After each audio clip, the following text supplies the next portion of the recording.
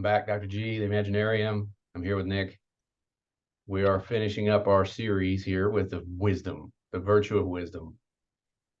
So the way I see wisdom is a quality of having knowledge, experience, and good judgment. Pretty straightforward.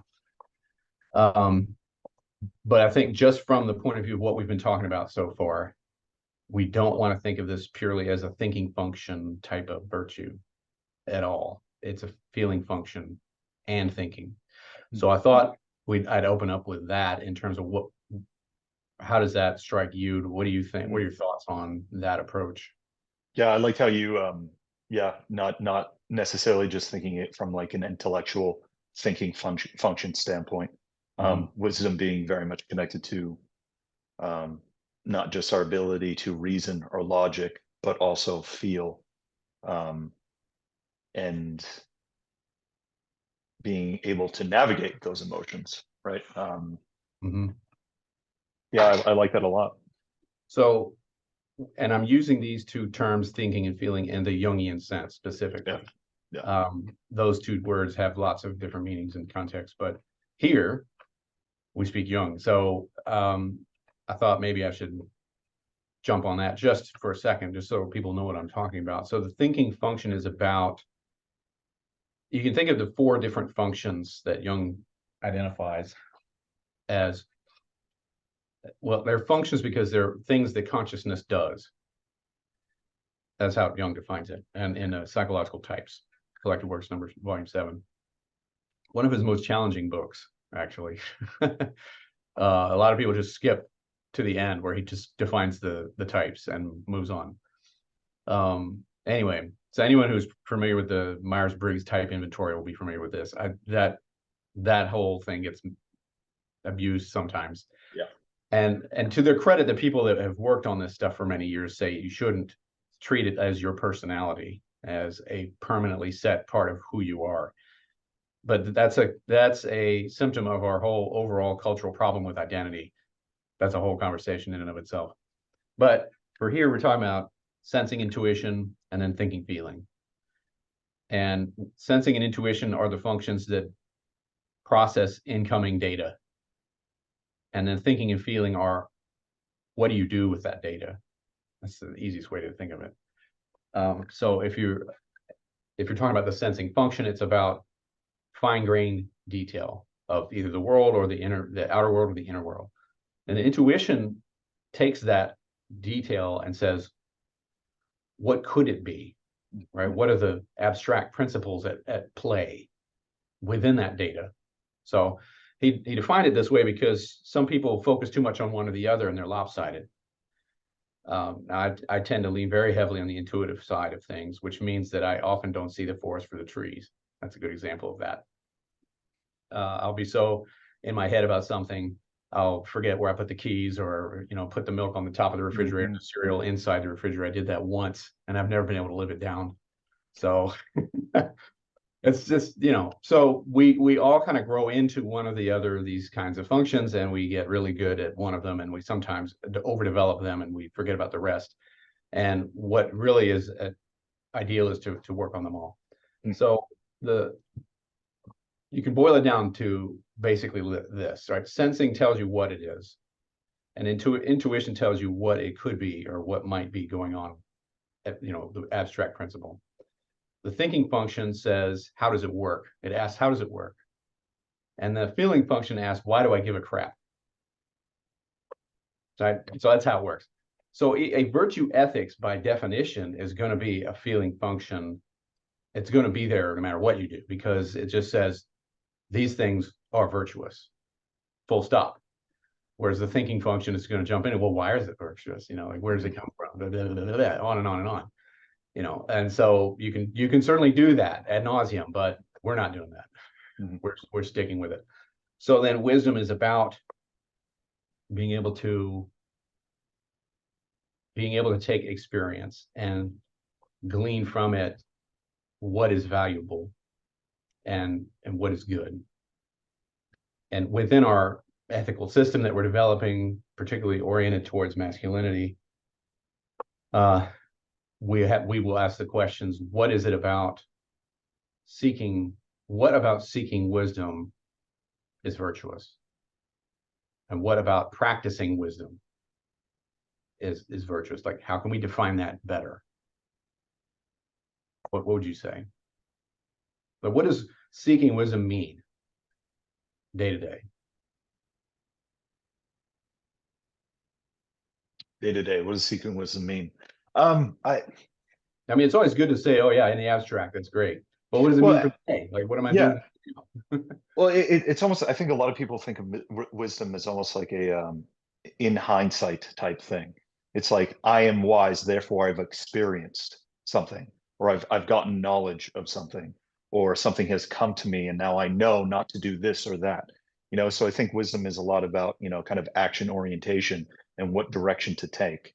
Um, but I think on the day to day, I mean, for somebody who's seeking wisdom, I think it's, we've talked about it so much in the previous videos, but it is almost like that intermediary play between what is within and what is outside of you, what is within, what is without, below, as above, so below.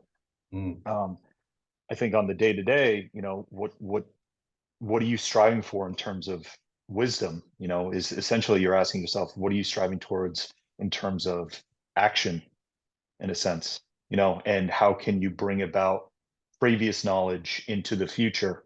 We talk, I mean, the Stoic virtues, so many people now are looking at these virtues and looking at Stoicism and saying, this is ancient knowledge, this is ancient wisdom to guide my action in the world. So I think Yeah. that's a big part of it. Yeah, and I'm really glad to see that. And I came across it myself scrolling through Facebook. Mm. It was just a random thing, and there's a Facebook page that's talks about Stoicism. It's a historian, I think, of Stoic philosophy who's running the Facebook page, and I looked at that. I'm like, well, that sounds interesting. I'll read more about it, and just sort of went from there. But one way to look at seeking wisdom is just like the drive that has you on the lookout for stuff like that, like asking yourself every day, what am I missing? Especially if you're confused or upset or you're not sure what's going on, you don't know what to do with yourself. You ask, how do I find the wisdom to figure this out?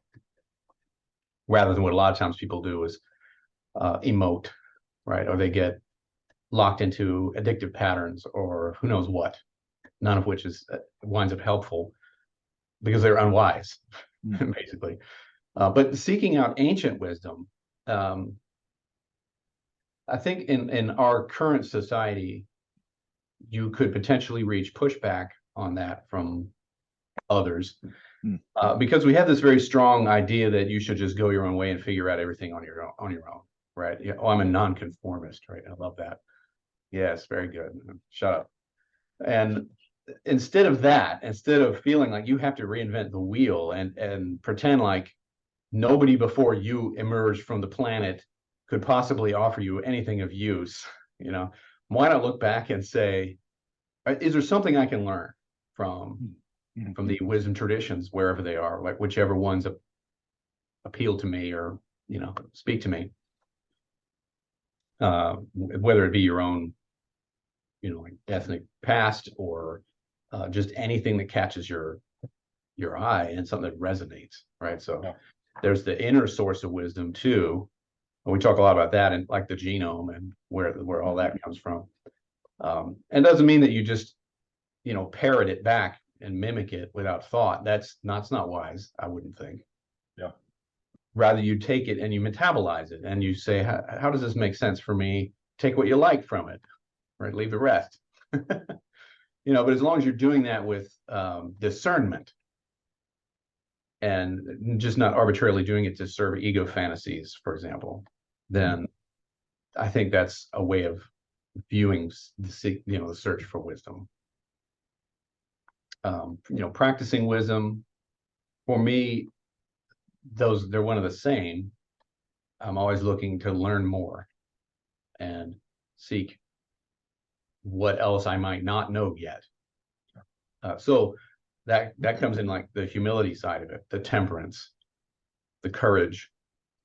I'm going to go explore this ideology, say that I don't really know that much about, but it just rubs me the wrong way, right? But it takes some courage to dive in there and say, well, maybe I'm missing something, and then you may come out of it with like, well, I was right to think that was dumb. Yeah.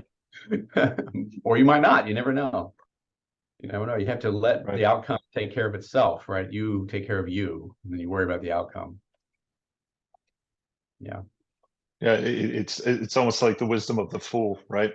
Playing the fool and saying, I'm always open to, well, yeah, not always open. I'm always willing to kind of see where this goes, and not hold on to it and not say this is mine. Like, I think as you're talking, especially for men, just the importance of having a wise male mentor or someone in your life, whether it be familial or not, that represents kind of the passing down of that knowledge.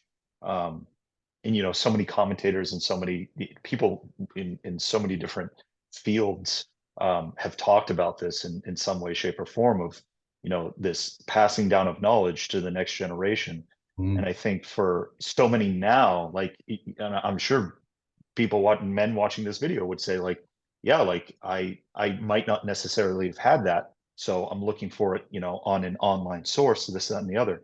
right. But also revisiting old ancient texts and old knowledge and old philosophies, and seeing, like, will this help me get to the next stage of my life? Will this help me in my own development, my own process? And I think that's really important. And I don't think that's necessarily wrong. Ideally it would be uh, another person that you can actually kind of tangibly sit next to and interact with. But for a lot of guys, it's Plato. For a lot of guys, it's Aristotle. For a lot of guys, it's Zeno and Marcus Aurelius, and they're interacting with the minds of these people that are long gone, but in such a way that it's almost symbolic of them looking for a male mentor. Yeah. Um, yeah. It's, I think, useful to look to kind of a broad net as well. Like there's Yeah. many wisdom traditions around the world deal with the same stuff. And it's because at the end of the day, regardless of what culture you're from or what time of history, you're still species Homo sapiens, and we all have the same sort of, you know, problems Mm. for the most part. And the devil's in the details, of course, but the general principles are going to be there, and they're going to be repeated. Yeah. Uh, I really enjoyed working through the Celtic triads, right? You may have run into those, or the Havamal, the sayings of the High One, right? Odin. Um, on top of the philosophers, Plotinus, all those guys, Marcus Aurelius. So Yeah. Iamblichus, he's my guy. yeah, Iamblichus. Yeah. Yeah. Sure, that's a really phenomenal ancient writer. So um, if you don't actively practice virtue of wisdom, you're going to miss that piece. And I think there's some people that look at the four virtues and say that wisdom is the most primary. And I can understand that argument, but they really work together as a whole, I think. Yeah. And so I think wisdom, we can break it down into lots of different subcategories. I've jotted down a few. I think it's about insight and integration. Um, I'm always saying that the mind is a meaning-making organ, and allowing that process to run its course is what this is about. It's saying if you don't practice insight, if you don't step back and try to really examine what the heck's going on, then that's not practicing the virtual wisdom. I think because you've got the tools, but you still have to choose to use them. That's within our sphere. Right? But then what do I mean by integration? I mean evaluating things in terms of their local context. How I behave today, it's not necessarily about rigid principles of action that apply universally. I'm pretty suspicious of those sorts of things. There may be a few, but for the most part, it's always better, I think, to make sure you understand the full story. Now, you can't understand 100% of any story, right? So that if you go too far in that direction, you'll paralyze yourself. And I've had patients like that who they had a particular feeling about something that was going on, but they chose not to say anything because, well, I don't know the whole story, would be the kind of rationalization of not stating their perspective. But if you expect yourself to know everything about the whole story, you're never going to get to say anything. That's not fair to you as a person. Yeah. So, and that's about recognizing the distinction between self and others,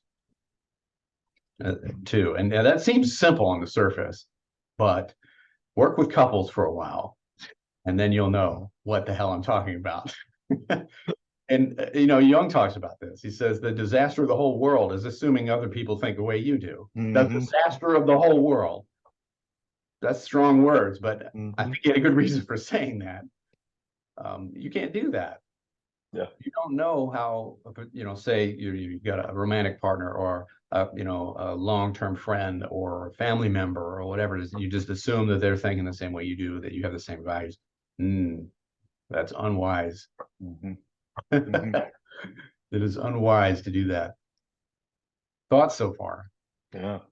I think you're right. We like to we categorize all these and we put them into boxes and we say, it's this, it's that, it's this. And I look at it like as you were talking, I was thinking, well, it's like the instincts, right? Like there's never one thing working at a time. Maybe something takes precedent, right?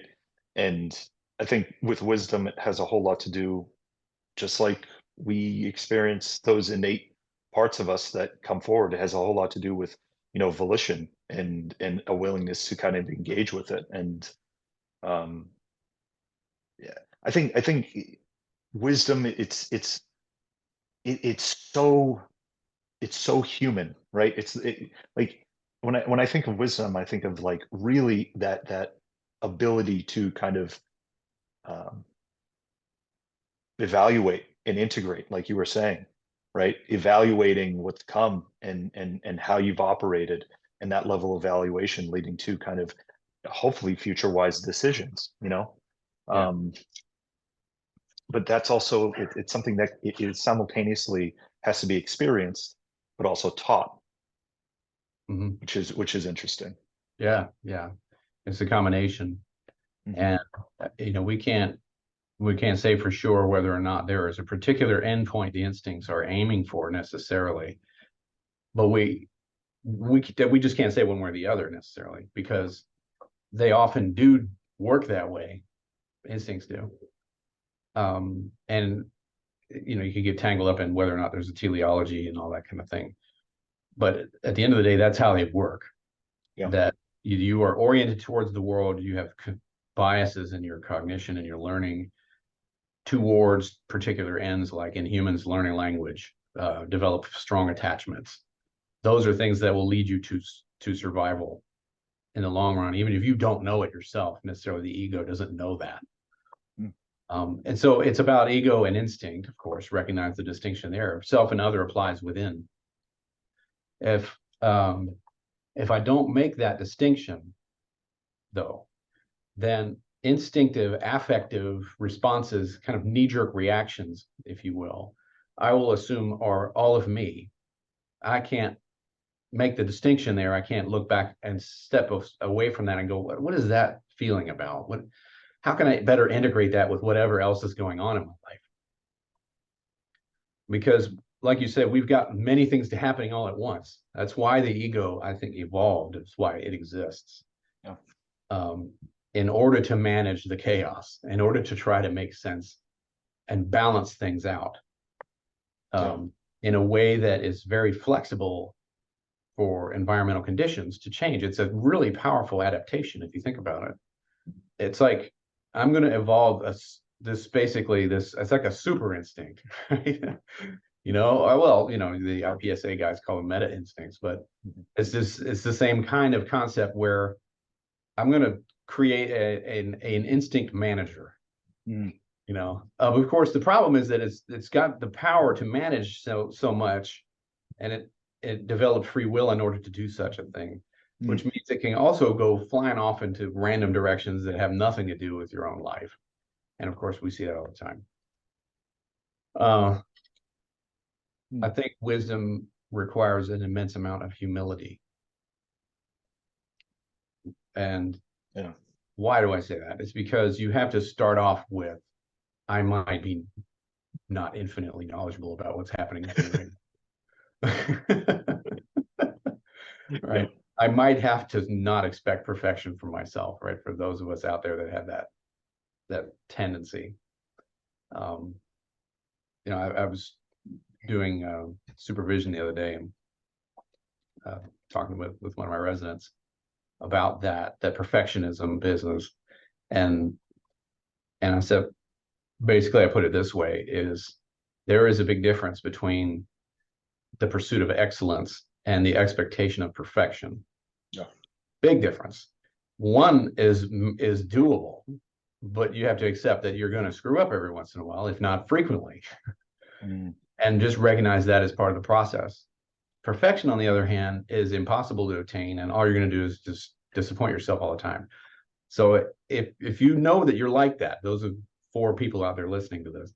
If you know you're like that, then it's a great, wise practice to continually ask yourself when you're, say, disappointed or upset with yourself over time, okay, is this really just me pushing for excellence, or am I expecting perfection? You need to sort that out. Because if it's just the latter, that's not a fair expectation. And you need to bring it down a notch. Okay, because that's ego inflation, really. And that's what nobody wants to talk about, I think, is that perfectionism is a type of ego inflation. It tends to have a strong negative affect to it. I'm so bad, I'm so horrible, I'm a terrible this or that or blah blah blah because I made this mistake, or I made this assumption, or I said this one thing that I wish I hadn't said, etc. But if you can look at that and you say, okay, but let's say somebody else did that, would I think that of them? And if the answer is no, bruh, let's bring it in a notch, okay? Because you're not better than they are. You don't have to live to higher standards than they do, because what? Yeah. You know, get over yourself. Right.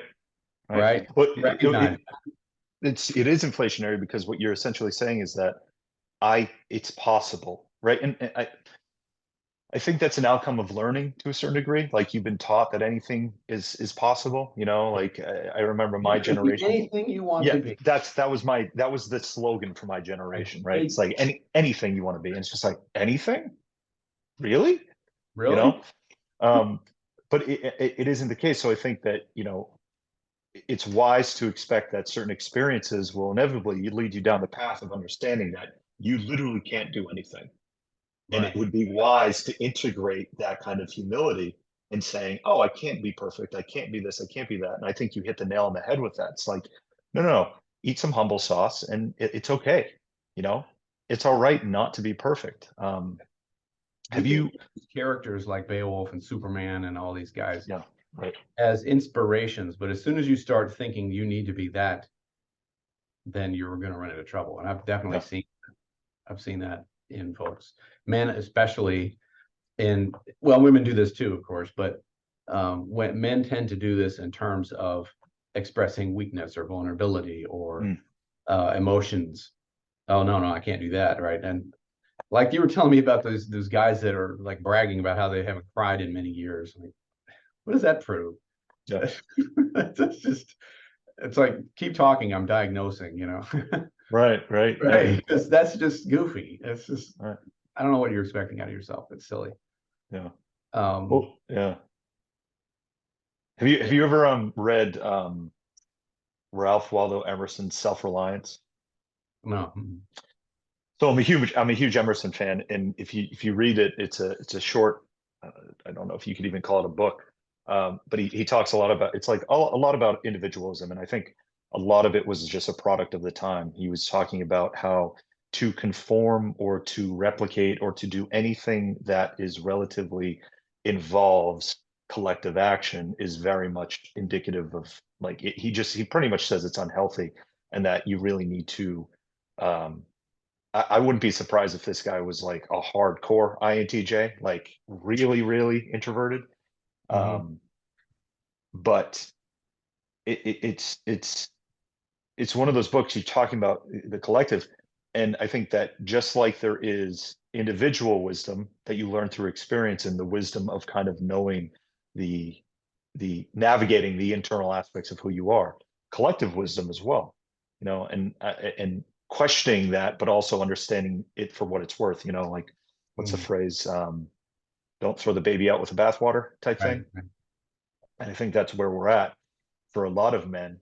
You know, you Yeah. have those guys that are just like, I am, you know, 100%, you know, just by myself. I haven't cried and this and that and the other. I'm like, dude, what social adaptation are you making right now to kind of put this front on? Because Mm. Who are that you trying means, to fool? yeah, yeah, essentially, yeah, If you really didn't care, you wouldn't bother to tell me any of it. right.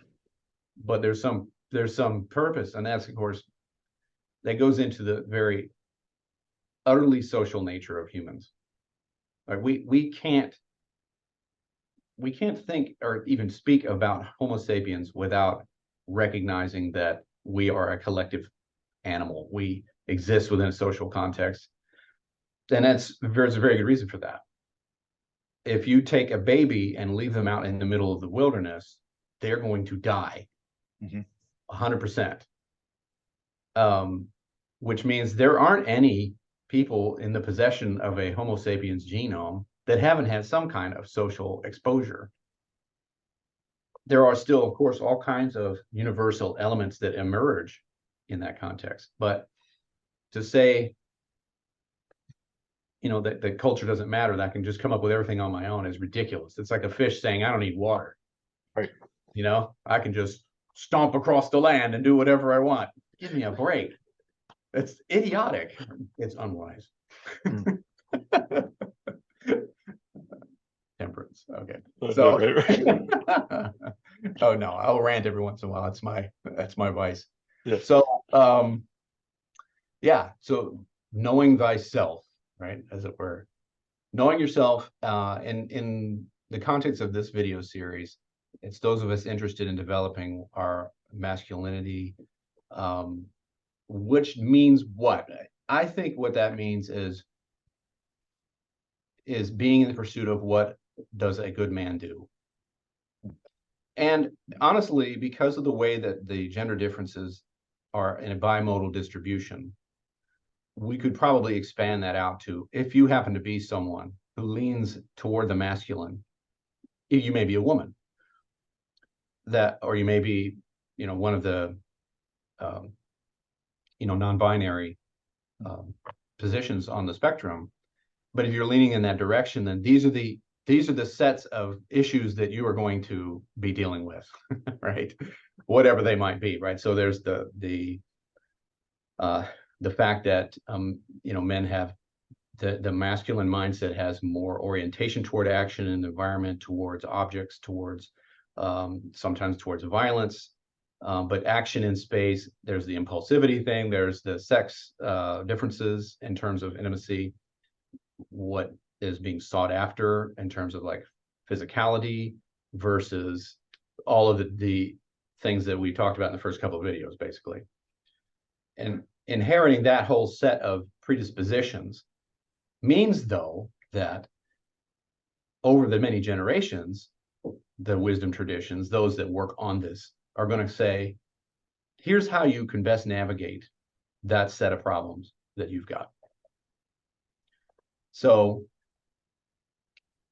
I think that in probably vast majority of cases, those answers contextualized for culture were passed on through mentorship, young men from the older men to the younger men. And that would help to further stabilize, presumably, a culture. And we've talked about a number of different practices around the world. Recently, I came across some anthropological videos of these, of a South American tribe, I think, that they use the bullet ants. Have you heard of these guys? They put in a cone. nets. Yeah. Yeah, and then you put your hand in there, and like one bite from one of these guys is like the worst possible, way 10 times worse than a wasp, or like 100 times worse. It's ridiculous. And they get bit like hundreds of them. Mhm. Okay, so like what in the world is Dr. G going off on now? What I'm saying is, so that's a practice though that's been around apparently for many, many generations. And what in the world is the point of that? Well, it's a very physical, very embodied way of developing resilience, but also it's got this cultural significance of, if you don't go through this process, then you're still considered a child rather than a man. And reinforcing that are the women who tend to say, well, I'm not interested in a child, right? As for in terms of like a relationship or whatever. So that's a really strong motivator. But if you notice it, all of that stuff, regardless of what you might feel about it, are basically taking those predispositions that we talked about and cranking them up to 11, or amplifying them, like we talked about in the culture video, how some cultures will lean into the differences and others will try to pull back from them. In this case, I think they're really leaning into them.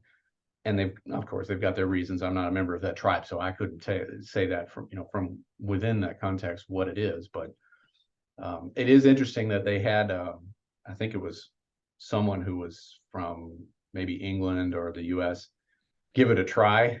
It didn't end well. Guy, he couldn't take it at all.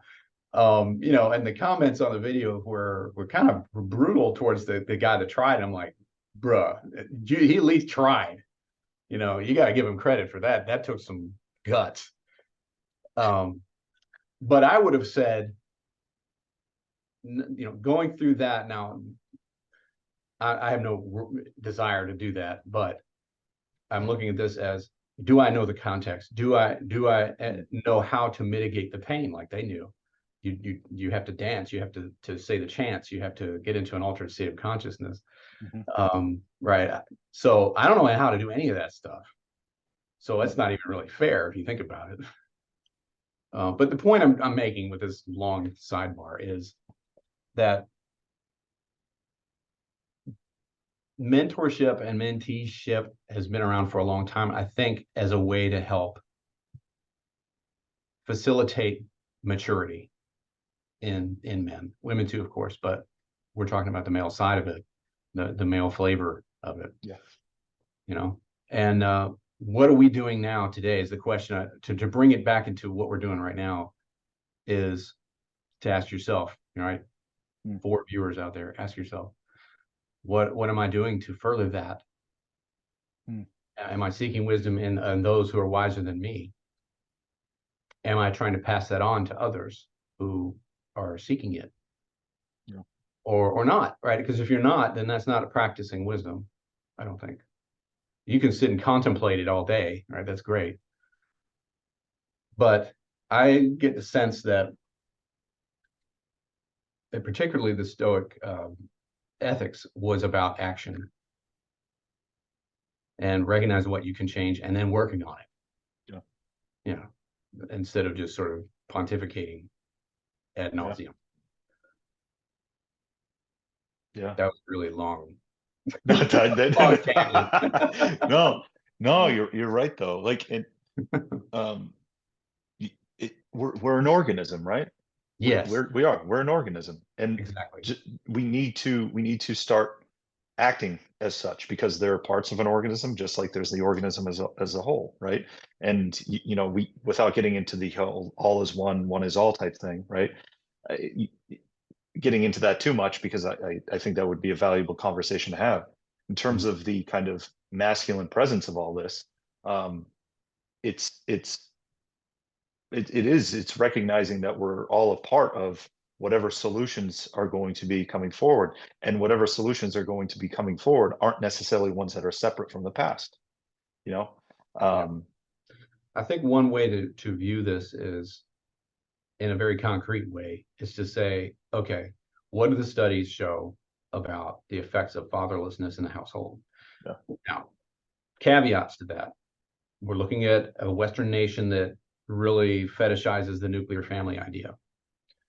So I think that looking at fatherlessness can be a stand-in for lack of mentorship, masculine mentorship, because that tends to be, if there's a father there, it's his job to do pretty much all of it.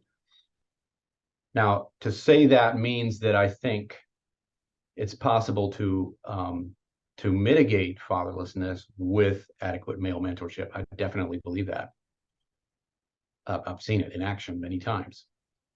Nevertheless, what do the studies show? Well, the studies show, as you probably already know, that a lack of a strong adult male presence who's compassionate and not abusive and all that is quite detrimental to both genders. And just terms from the masculine point of view, from boys, their achievement. I know everything shouldn't be about achievement, but the achievement definitely takes a hit. But mental illness, drugs, violence, crime, all of that stuff is worse. So, I mean, to me, that's like really good concrete evidence to show that, maybe that's bad. Just gonna throw that out there, right? Right. Like I said, you can take that as a stand-in for lack of male mentorship. And what does that mean then? It means that because the results are so consistent and so pervasive, it probably means that there's an instinct involved. And there's instincts in there that say, I need to find the father. Well, it's almost like we're talking about an archetype here. Yes, people, right. That's what I mean when I'm talking about the biological theory. That stuff right there. There's an instinct that seeks out an older masculine figure to find the wisdom from them. That instinct probably resulted in cultures surviving better than those who didn't. That's why it's still around.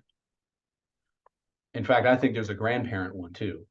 And it's because, this is a sidebar, but humans, I would say quite a few mammals have whitening hair as they get older, but it's very subtle compared to humans that just all white or gray almost overnight within the span of the lifetime. It's just very quickly, and it's always right around the time when you would be a grandparent. Well, what a great signifier for the young generation to show up and say, oh, okay, so you're dad, but you're a grandparent figure, right? I go find you for the really good stuff. Right. And being a grandparent myself, and they're coming to you like you want to give it to them. You want to give the attention and the patience and all that stuff that a lot of times the very busy parents can't quite do. That's probably an adaptation too. And there's a lot of interesting evidence to suggest that. Maybe we'll do another video on that. But the point is, then the virtue of the wisdom of mentorship is embedded in the genome. Yeah. Hot take. Right? Yeah. No, you're right. Well, I think this is a call for like a lot of older men too. A lot of older men to start engaging with that, because it's I feel like men now, I mean, I don't think it's any coincidence that men between the ages of 45 and 60 are the ones that are committing the most suicide, right? That's right. Or it might be 35. But it's I think purpose plays a huge role in that, and where our culture or cultures in the past have been very oriented towards passing on the wisdom of one life onto another, right? Now we're in this kind of like we're in this gray zone, we're in this dead zone of that being a priority. Again, I remember I had when I was younger, I had a neighbor who was a Vietnam War vet, right? And his wife passed away about a year and a half before we actually moved to the house next door. And I would go over there, I'd help him with his yard work. When it snowed in the winter, I'd go over there and shovel. And I always knew that I'd probably be over there for not only the time that I was helping him do all this stuff outside, but at least an hour and a half to 2 hours afterwards, listening to his stories, right? And listening to him talk about his life. And at first I was kind of like, oh man, like all I want to do, man, I want to go play Tony Hawk. Like I can't do it. Like this is, it's so much time. But eventually it got to the point where it's just like, wow, this guy's seen some stuff, right? This guy's smart, and he knows something about Yeah. life, Yeah. Now and imagine, oh, I was going to say, yeah. imagine a culture in which there is no Tony Hawk, in which from day one, everyone knows the value of the storyteller, of Mhm. the elder who knows the wisdom, whatever it is. And their stories might be absurd and silly, Mhm. Shaggy Dog stories too, but for the most part, it's valued. Yeah. It's valued, and there's no distraction. So even that first hurdle that you had to jump through to recognize the value of it wouldn't even be there. You know, Mhm. isn't that interesting? And but yeah, that's where we are now. That's where, oh, we have. And you have the older men out there who don't feel like anybody cares about their stories, Mhm. you know. And because society constantly is changing with all this technological advances and so forth, and cultural changes, it's really hard for the practice that you might see in an instinctive sense Mm. to to catch hold anywhere, because it just changed already. It already Yep. changed, and so now everything that you went through doesn't matter anymore because that's the old days. Yeah. Yeah. And it's in a culture though that's been very much the same for dozens of generations. Though obviously they don't do that, and they've had. I think that the recognition I'm trying to get at here is that when a culture is changing all the time because of various political maneuverings or technological changes or whatever, the culture can't keep up with that easily. It takes time for the inertia, for it to catch up. If it's constantly changing, so the culture is always going to be in question, which is what we have now. Yeah, everything's okay, nothing's okay, all that. It's just total chaos. So I mean, we're trying to rein it in a little bit and say, Mhm. you know what, there's still ancient principles that apply, Yeah. even today's society. It's just so different from the old days. Not really, not Not really. really. The more you learn about history, the more you'll realize this, because you'll find stuff people said, like the history classes, they focus on the wars and the big stuff, right? They don't really focus on the day-to-day lives very much. Once you get past that and you start looking at the day-to-day lives, they were just the same. Mhm. They were just as, silly and obsessed with sex and, Yep. just goofy, and they had snarky and all of that stuff. And everything that we think is so different. No, No, not really. Not really. not really. No. Yeah. So it's why it's like, okay, but so then they went through tons of stuff and passed on through many generations, and why aren't we focusing on that more now? Well, you and I are. And Mhm. it sounds like you're saying that there's more interest in this gathering, maybe in the internet, Yeah. sphere, right? Whatever you want to call it, which Yeah. is good. Yeah. Well, I definitely think it's good. I think I, I think I really enjoy the understanding that it as an organism, right? We have to. Ours is one of. It can't be one of. If you're going online, you're looking for this knowledge, and I've been there myself in terms of going online looking for this knowledge, and then it being kind of serving of something that is more can be more destructive or more malicious or Yeah. having to do with more of a personal kind of competency and power complex and this and that and the other. And I think that the stuff online, especially with men, it needs to be healing. There needs to be some level of healing, and it can't necessarily be about this kind of power thing. You mentioned history classes being all about the wars and the big battles, and Mm. it's interesting. It's just like, well, when you really do think about that and you think of the wisdom that passed down from generation to generation within not only the collective, but probably in each of our families, the majority of people in each of our families were probably people that were just working with the land or people that were doing these really boring jobs. Yeah. They weren't out there fighting dragons or fighting kings and stuff like that. So I think it's getting to that kind of point of there, where's the calmness? Where's the peace? Where's the trying to instill some level of harmony? Yeah. Um, yeah. Right. I Yeah. mean, I had on the Irish side of my family, we had farmers, and then when they moved here, they became police officers and firemen. Hmm. It's Hmm. a cliche, right? Hmm. And that's they were the rank and file, the guys that were in the trenches every day. Yeah. So, like you say, they weren't fighting the big battles or any of that stuff. Yeah.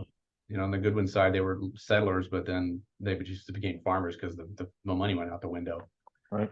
The whole story there, but so let me wrap up with some nuggets here.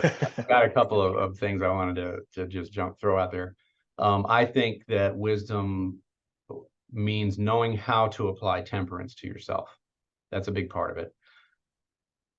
Temperance meaning the wise application of temperance means not self-attack or irrational defensiveness, either of those.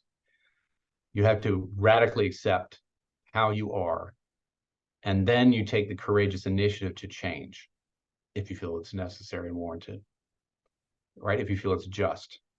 That's why justice is important.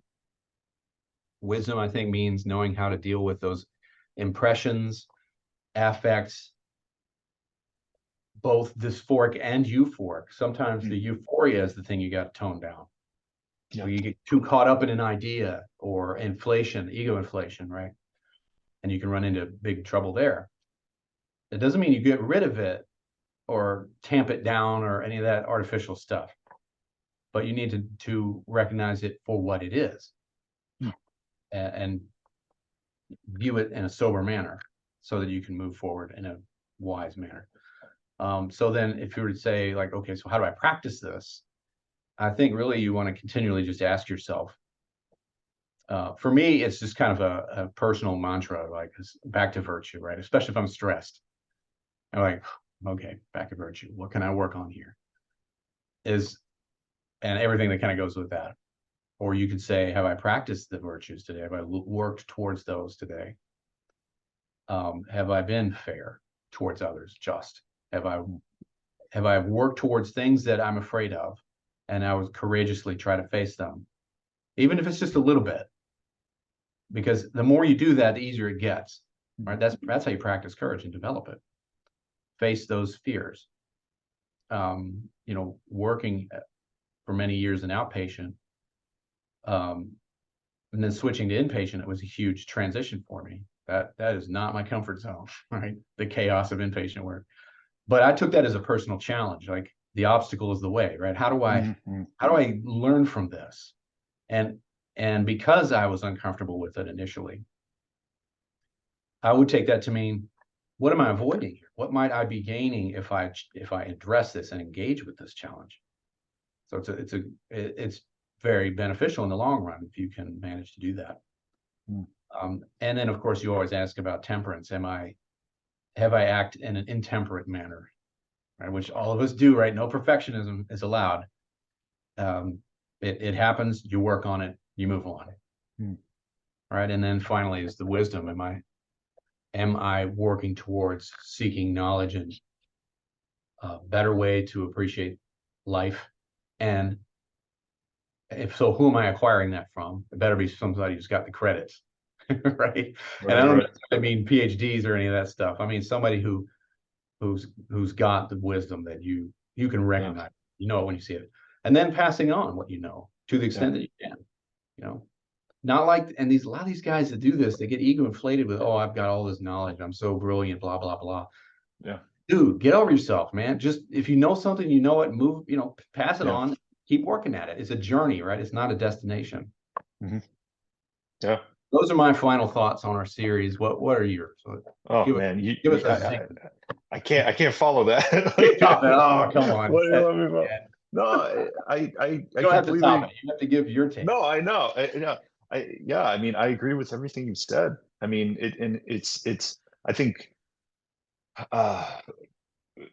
just as we've talked about this, and just as these conversations have evolved in terms of the virtues, I think, like, hearing you and your takes on it has been very informative for me, because I can see kind of the seedlings of those nuggets within myself, and trying to say, okay, or no, I can see someone else, you included, but other men, and say, all right, I got something here, because I see it in other people, and I see it in other people that have more experience than I do. So that's one thing. So I think, as if you're out there, if somebody's out there, and you feel it when you see it in others, gravitate towards that, right? Try to say, okay, how is this represented in my life, in my own experience? And then also, I think it is balancing those virtues within yourself, understanding for what it is at the individual level, but also at the collective level. And what does that mean for you in terms of action? As you were talking, one of my favorite quotes, and I think I already mentioned it in this series, was a wise man's kingdom is his own chest, and how that's just I love a, that. it's just that rings with me every single day now. It's like I can control my own life. I'm not Yeah. trying to rule the world, and I'm not trying to tell people what to do with theirs. I respectfully say, this is where I am and where you are, um, but Well, and also those, understanding that relationship is a huge, it's important. right. It's everything, Yeah. Yeah. And that metaphor of the heart being the kingdom Mhm. is literalized in a lot of fantasy narratives, Mhm. especially mythological narratives, Oh, folk tales. When you become, the king, or you're dealing with the king, right? Or mhm. Beowulf. Right? So that's another great example there. Beowulf as a metaphor for the self. Mhm. It's good. It's Mhm. good, especially if you can grok that, you're well on your way. All right, Yes. so that's our series. I'm sure we'll have more to say about this kind of stuff, but Yep. that we'll put a bow on that, and that'll be the series, and we'll move on to other Tie it things. up for now. All right, mischief managed. Right. All All right, right. that's it. Well, thank you, sir. I'll see you next time. All right. Bye, guys.